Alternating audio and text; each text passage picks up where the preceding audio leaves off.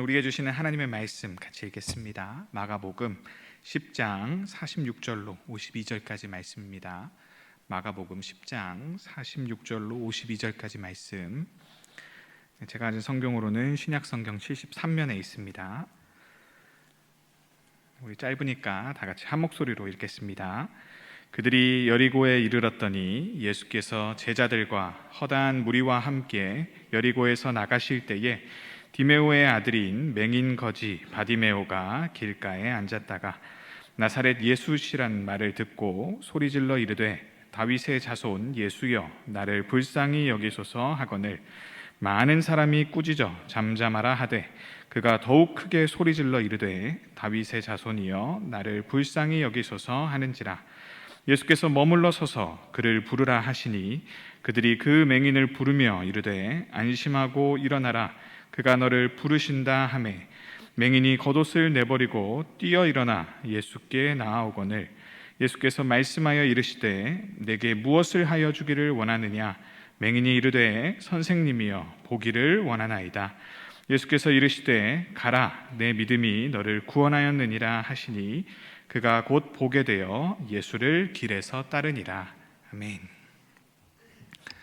오늘은 참 믿음이라는 제목으로 하나님의 말씀을 전하겠습니다.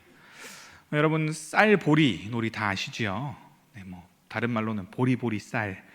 이렇게 하면 아시지요? 이 수비하는 사람은 두 손을 벌려서 이렇게 봉오리를 만들고 공격하는 사람이 보리 아니면 쌀 외치면서 주먹을 집어넣는 거죠. 언제 잡아야 되나요? 다 잡아도 되지만 쌀 할 때 잡아야 공수가 바뀝니다. 그렇죠? 그런데 여러분 그때 보리를 내면요 승부와는 전혀 상관이 없지요. 자, 그럴 때 여러분들이 보리를 낼 때 여러분들의 마음을 한번 돌아보시기를 바랍니다. 상대를 간을 보거나 계속해서 놀릴 때 보리 내는 겁니다. 그렇죠?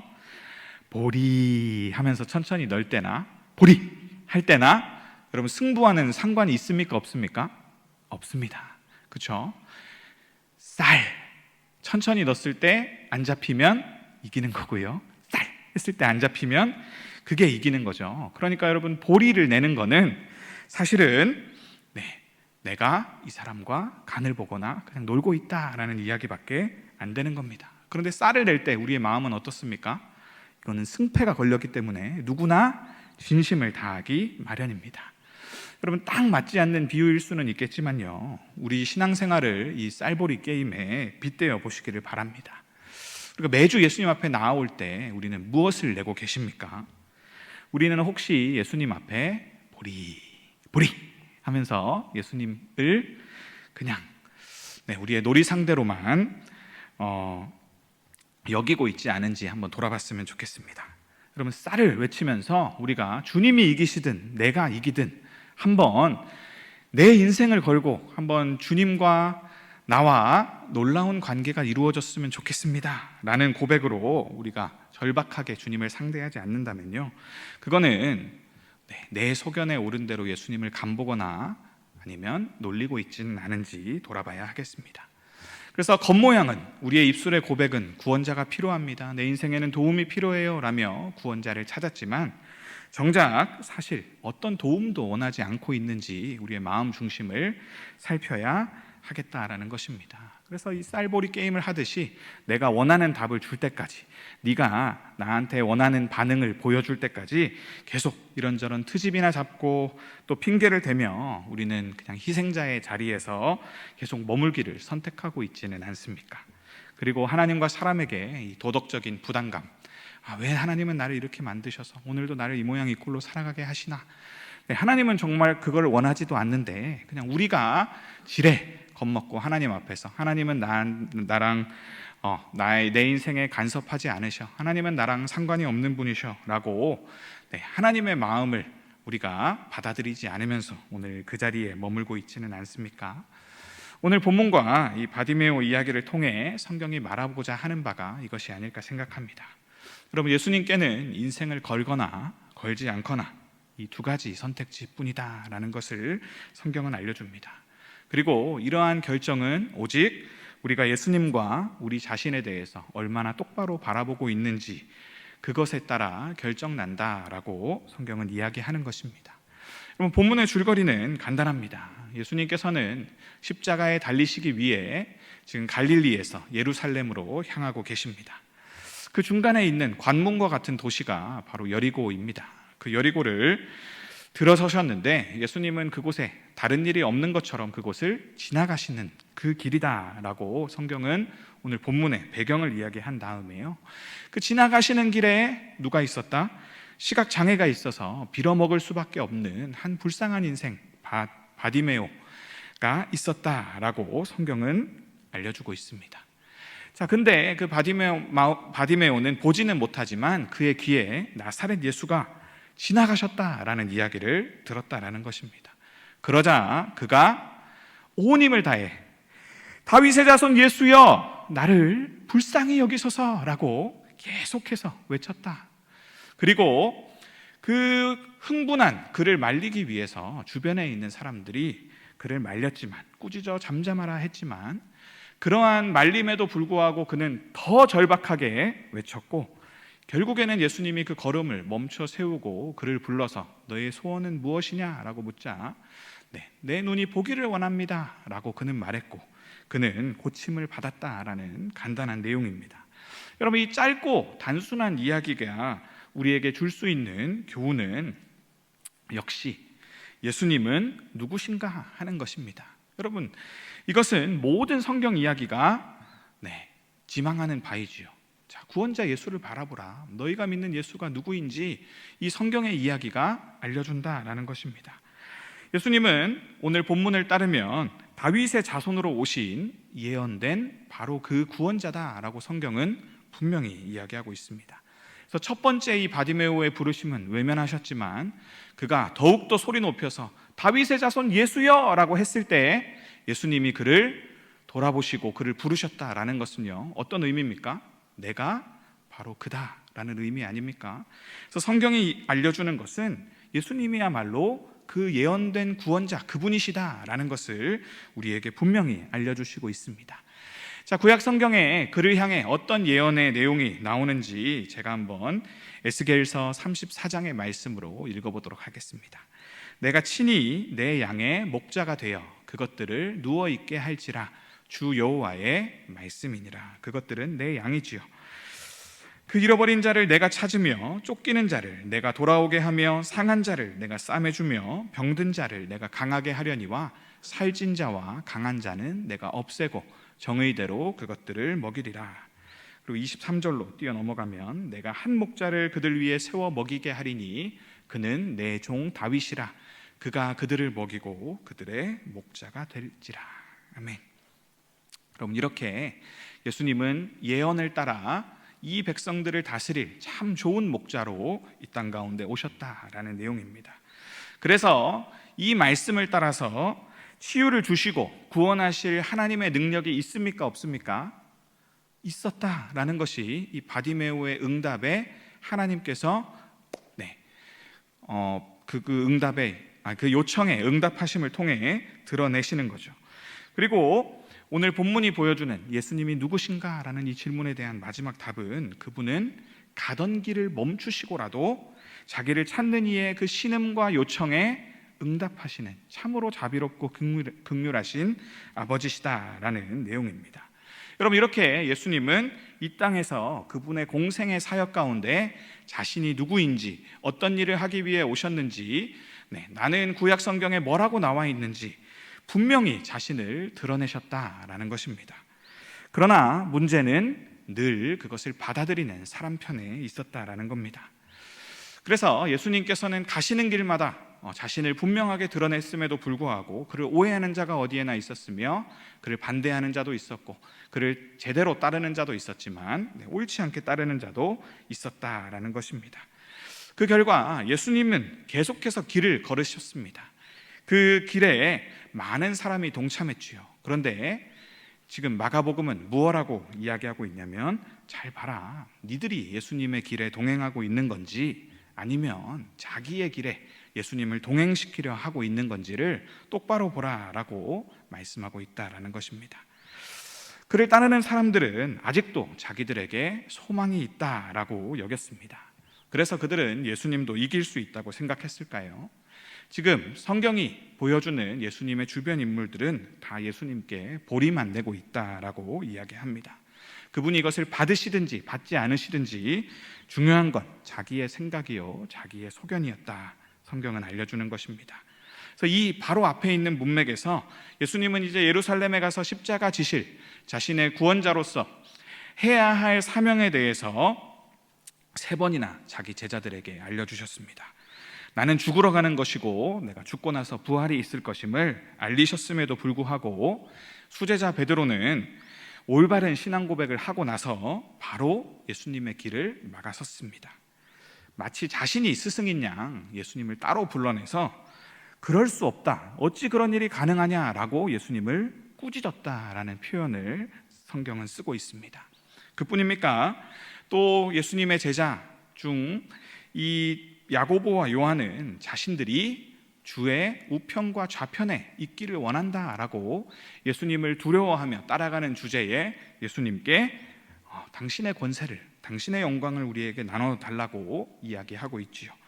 자, 그래서 그를 따르고 있는 사람들의 모양은 예수님의 길을 따르고 있는 것이 분명했음에도 불구하고 그 길의 운전대를 누가 쥐고 있었냐?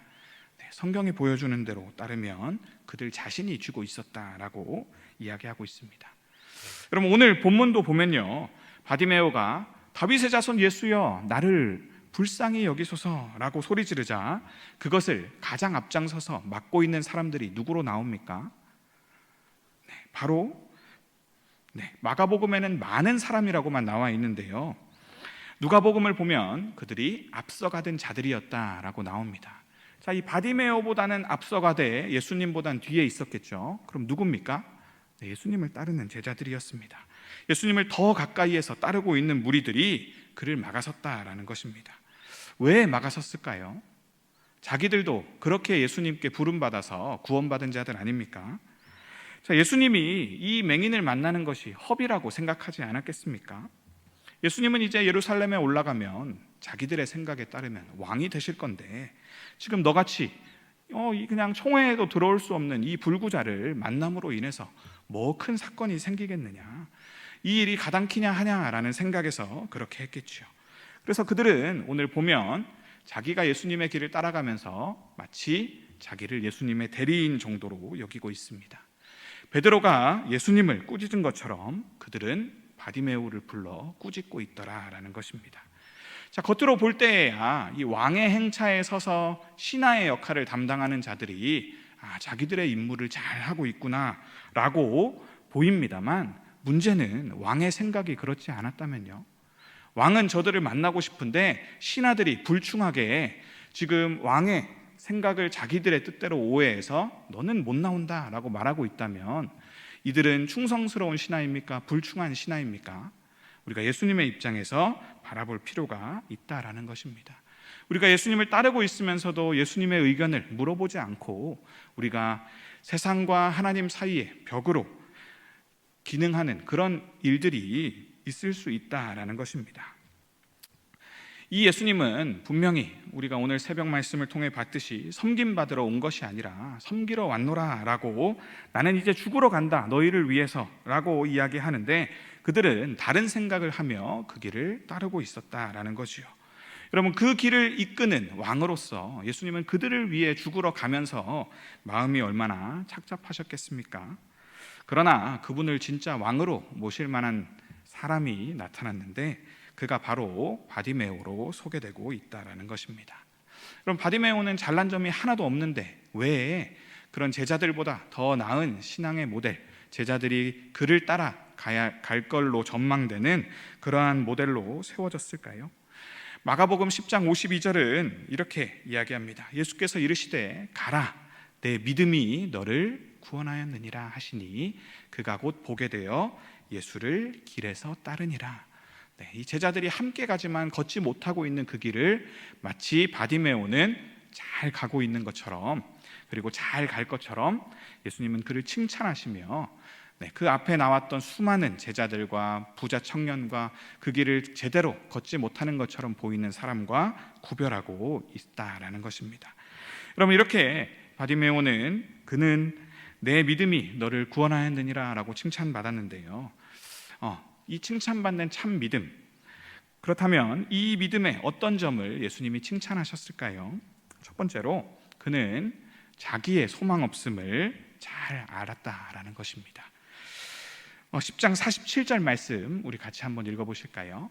나사렛 예수시란 말을 듣고 소리질러 이르되 다윗의 자손 예수여 나를 불쌍히 여기소서 하거늘. 아멘. 여러분, 이 바디메오는 자기의 소망 없음을 누구보다 잘 알았기 때문에 예수님을 어떻게 할 수 있었다? 있는 그대로 믿을 수 있었다라고 이야기합니다. 여러분, 그래서 그의 믿음은 자기의 소견대로 착색된 믿음이 아니었다라고 성경은 알려주고 있습니다. 여러분, 이 사람은 자기 뜻대로 볼 수가 없는 자입니다. 보지를 못하니까 움직일 수도 없는 자였죠. 그러니 들려오는 소문에 대해서 어떻게 해요? 수동적으로 받아들일 수밖에 없는 존재입니다. 여러분, 진짜로 고쳤는지 못 고쳤는지 알 바가 뭡니까? 보지를 못하는데요. 그러나 고쳤다니까 그걸 들으면 그 듣는 것이 그의 믿음이 되었다라고 성경은 이야기합니다. 그 믿음 때문에 오늘 본문에서 천지분간을 안 하고 소리 지르고 있는 겁니다. 자, 여러분들 같으면 내가 볼 수 있는 사람이고 주변에서 나를 이 정도로 말리면 그만두었을지도 모릅니다. 네, 우리 크리스찬들은 좀 세련돼야 되지 않겠어? 조금 더 윤리적이어야 되지 않겠어? 우리가 보여지는 것에 조금 더 신경 썼을지도 모릅니다. 그러나 그는 자기 앞을 지나가신 분이 나사렛 예수시라는 말을 들었기 때문에 지금 흥분해서 더 이상의 기회는 없는 것처럼 달려들고 있습니다. 왜요? 자기가 들었던 예수님은 나 같은 사람을 불쌍히 여기시고 고쳐줬다. 그렇기 때문에 나도 고쳐줄 것이다 라는 단순한 믿음이 그에게 있었기 때문입니다. 그가 듣기로는 예수님은 이적을 행하시는 분이고 많은 귀신들을 떠나보내셨고 그리고 병을 고쳐주셨다 들었거든요. 그래서 긍휼이 많으셔서 나와 같은 소경, 맹인뿐 아니라 안진뱅이도 고쳐주시고 저렇게 사람들이 기피하는 혈루병 여인도 그냥 주저치 않으시고 고쳐주시는 분이라는 것을 그는 들었고 그렇다면 나를 고쳐주실 분은 예수님밖에 안 계시다라고 생각했을 것입니다. 그래서 그는 어땠습니까? 예수님에 대한 소문을 그냥 흘려 떠나보내지 않았다라는 것입니다.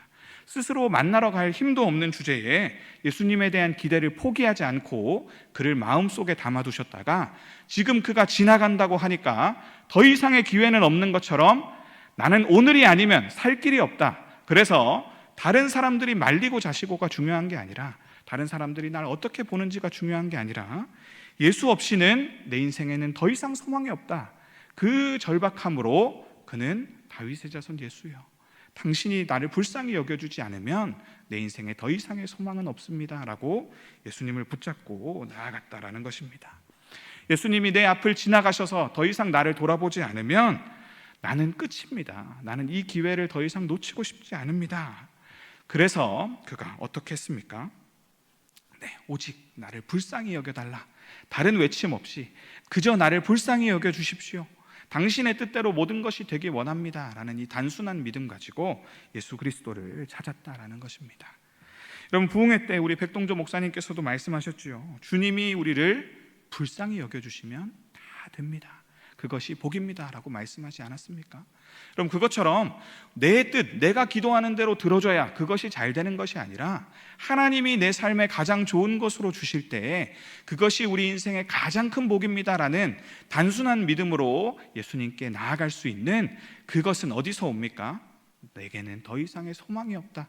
나는 내 인생의 주인 되기 너무 부족하다라는 이 겸손함과 애통함. 그래서 예수님께서 칭찬하시는 그 산상수훈의 복 있는 자가 누구입니까? 그야말로 더 이상 소망 없다라고 스스로를 여기는 자들이지 않습니까? 오직 주님을 바라봤을 때 나를 불쌍히 여겨주십시오 라는 말밖에 할 수 없는 그저 주님 뜻대로 하십시오. 이것이 주님이 기뻐하시는 믿음이요 그분이 원하시는 동행이다라는 것입니다. 여러분, 예수님을 따른다는 무리들이 자신을 배척할 때 얼마나 낙심도 되고 실망도 되겠습니까? 그럼에도 그는 포기하지 않았다. 그것은 무엇 때문입니까? 내게는 더 이상 붙잡을 만한 소망이 없었기 때문이다 라는 것입니다. 아직 예수님이 거절하시지 않았기 때문에 그를 따르는 제자들은 나를 거절하고 있을지라도 아직 예수님이 나를 거절하지 않았기 때문에 그는 포기하지 않은 것입니다. 그래서 48절을 보면 많은 사람이 그를 꾸짖어서 잠잠하라고 했지만 그가 어떻게 했습니까? 더욱 크게 소리질러 다윗의 자손이여 나를 불쌍히 여기소서 했다라는 것입니다. 여러분, 무엇이 믿음입니까? 바로 이것이 믿음입니다. 우리를 위협하는 세상 앞에 오늘 나를 말리는 주변 사람들의 시선과 상관없이 더 큰 간절함과 절실함으로 오직 예수님에게만 소망이 있음을 붙잡고 나아가는 것이 참된 믿음이라는 것입니다. 여러분, 바디메오가 우리는 그의 인생을 이해한다고 하지만 여러분, 우리가 이해할 수 있는 인생을 살았겠습니까? 그는 거린이었고 어디 가나 배척받는 자였고 주변 사람들이 돌멩이보다 더 불편하게 여기는 존재였고 예수님을 스스로의 힘으로 찾아갈 수도 없고 성전에 가서 깨끗함을 받지도 못하는 그런 존재입니다. 자존감이 얼마나 낮아져 있겠습니까? 바디메오가 예수님 앞에 소리 지를 때 나 같은 인생이 뭐라고 저 예수님이라는 위대한 분이 발걸음을 멈춰주겠어? 라는 의심이 왜 안 들었겠습니까? 여러분, 예수님께 나아가는 마음들은 다 그런 마음입니다. 저 대단한 하나님이 나 같은 거 신경이나 쓰겠어? 저렇게 많은 사람들이 다 정상인처럼 살지만 내 인생만 이렇게 못난 것 같은데 하나님이 나를 신경이나 써주겠어? 라는 우리 스스로도 나를 비난하는 마음이 너무 많은데 그럼에도 불구하고 어떻게 나아가는 겁니까? 더 간절함으로 이 예수님이라면, 내가 들은 대로라면 그분이 나를 구해줄 수 있기 때문에 그분을 붙잡는 이 의심과 좌절을 뛰어넘고 나의 생각을 뛰어넘고 세상의 소리를 뛰어넘는 이것이 믿음이다라는 것입니다. 여러분, 이것처럼 영의 눈이 뜨인 자들, 예수님을 똑바로 보게 된 자들은 여러분, 무엇과도 상관없이 이 예수님이라면 내 소망을 둘 수 있는 유일한 분이다라고 그분을 찾아가는 그러한 참된 믿음을 갖게 된다라고 성경은 이야기하고 있습니다. 사랑하는 성도 여러분, 예수님이 받으시는 믿음은요, 우리가 의인으로서 그리고 몸이 멀쩡한 자로서 가질 수 있는 그러한 믿음이 아닙니다.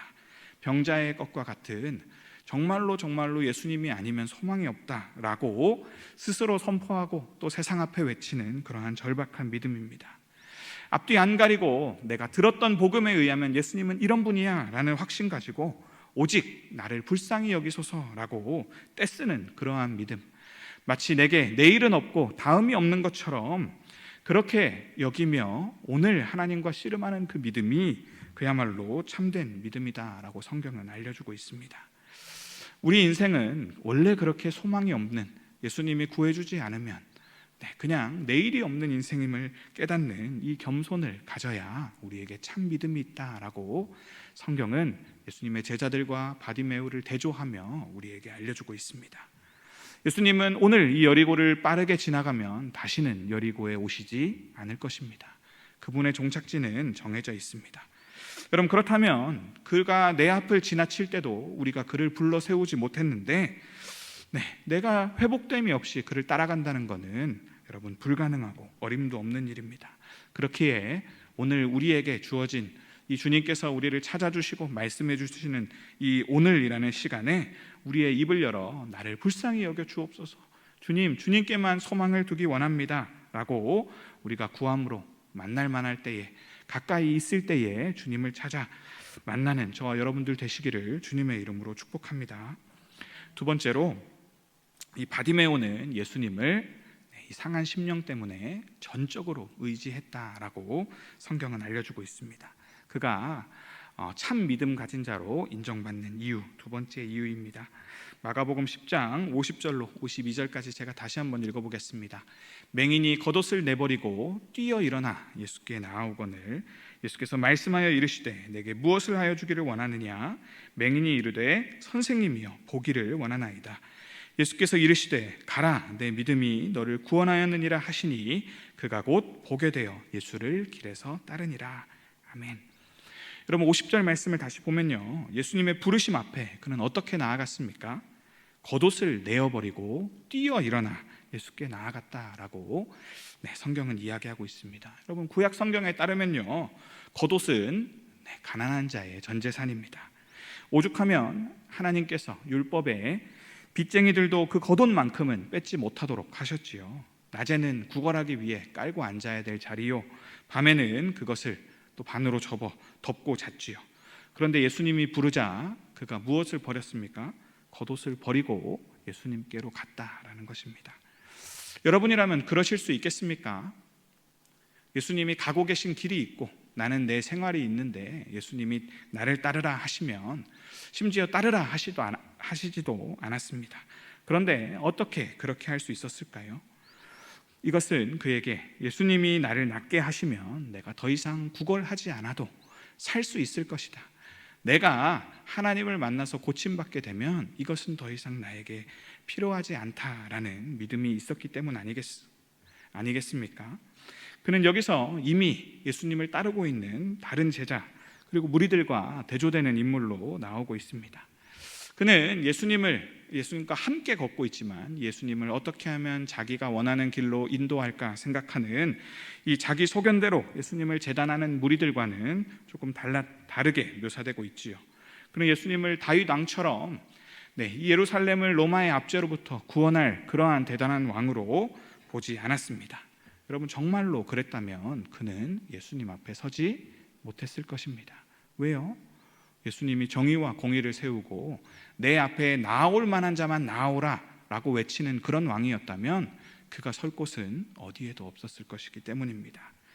예수님의 죽음과 부활을까지 그는 다 알지 못했지만요, 그가 갖고 있던 확실한 메시아관은 무엇이었습니까? 그가 들은 대로 그는 상한 갈대를 꺾지 않으시고 꺼져가는 등불을 끄지 않으시기에 이처럼 많은 사람이 따르는 그러한 자비로우신 분, 자신과 같이 그분을 찾아오는 자들을 결코 외면하지 않으시는 분이라는 그러한 참된 목자이심을 그가 영의 눈으로 확실히 보았다라는 것입니다. 그렇기 때문에 그는 예수님 앞에 나올 때 두려운 마음이 먼저 앞서지 않았습니다. 내가 예의를 차려야 된다, 저 사람들의 말처럼 내가 저 하나님 앞에 나아갈 때는 충분히 공손하게 나아가야 된다 라는 생각을 그가 가진 것이 아니라 내 문제에 집중해 주시는 분, 저분은 내 필요를 외면치 않으시고 나를 구해 주시는 분이라는 확실한 마음과 믿음 가지고 그를 찾을 수 있다라는 것입니다. 그랬기에 그는 예수님이 그를 부르실 때 끝까지 순종할 수 있고 다른 삿된 생각 없이 예수님을 따를 수 있는 자로 소개되고 있는 것입니다. 여러분, 그래서 이 뒤의 이야기는 나오지 않지만 아마 확실하게 이야기할 수 있는 것은 그는 앞서서 예수님을 따르는 무리들처럼 다른 병자들을 막아서는 벽의 역할을 하지 않았을 것입니다. 오히려 그는 예수님의 뒤를 따르며 나를 고쳐주신 예수님에 대해 더욱더 기쁘게 알리며 다른 이들을 예수님께로 인도했을지도 모릅니다. 왜요? 그것이 내가 아는 주님이 나를 고쳐주셨고 주님이 그것을 기뻐하시기 때문임을 주님이 그것을 기뻐하신다는 것을 알기 때문이었지요. 여러분, 주님이 원하시는 따름과 동행이라는 것은 이러한 모습이 아닐까요? 바로 우리의 의견을 따라 주님을 인도하는 것이 아니라 주님께서 가고자 하는 것에 우리가 종이 되어 따라가는 그러한 겸손의 길이요. 그래서 누가복음 18장 43절을 보면 같은 평행 본문인데요, 같은 이야기를 이렇게 나와 있습니다. 곧 보게 되어 하나님께 영광을 돌리며 예수를 따르니 백성이 다 이를 보고 하나님을 찬양하니라. 아멘. 여러분, 이것이 참으로 구별된 자의 모습으로 하나님 앞에 영광을 돌리며 참으로 기쁜 모습으로 예수야말로 따를 만한 자입니다, 온 세상에 선포하며 다니는 주님께서 기대하는 모습 아닐까요? 여러분, 그래서 오늘 본문의 이 교훈을 따라 우리는 예수님을 앞서 따르던 무리들처럼 예수님과 세상 사이를 갈라서는 자로 우리의 믿음대로 예수님을 재단하고 착색하는 그러한 자가 되지 않아야 하겠습니다. 우리의 생각과 상식대로 누가 교회에 어울릴 만한 자인지를 판단해서 데려오는 자가 되지 않아야 하겠습니다. 오히려 있는 그대로 따르며 누구라도 긍휼의 마음으로 고쳐주시기를 기뻐하시는 이 예수님께로 많은 사람들을 인도하는 그러한 바디메오와 같은 자가 되기 원합니다. 그래서 우리가 사순절 예수님의 십자가 지러 가신 그 길을 묵상하고 있는데요, 그 길을 따라 나서는 우리의 마음을 똑바로 보기를 원합니다. 우리가 예수님 앞에 계속해서 보리를 던지며 아이고 예수님 원하는 거 해줄 때까지 나는 보리하렵니다가 아니라 우리가 주님께서 어찌 하시든 내 인생은 주님께 달렸습니다. 네, 이 쌀을 내며 온전히 승부하고 주님께 승복할 수 있는 그러한 겸손하고 담대한 인생 될 수 있기를 원합니다. 그래서 나를 따르라 라고 주님 말씀하시면 죽으러 가신다면 그 길이 옳은 옳겠거니 따라 나설 수 있고, 또 그분이 다시 사신다면 나도 같이 살 수 있겠지, 끝까지 의심하지 않고 따라갈 수 있는 이 참된 믿음을 구하며 나아갈 수 있으면 좋겠습니다.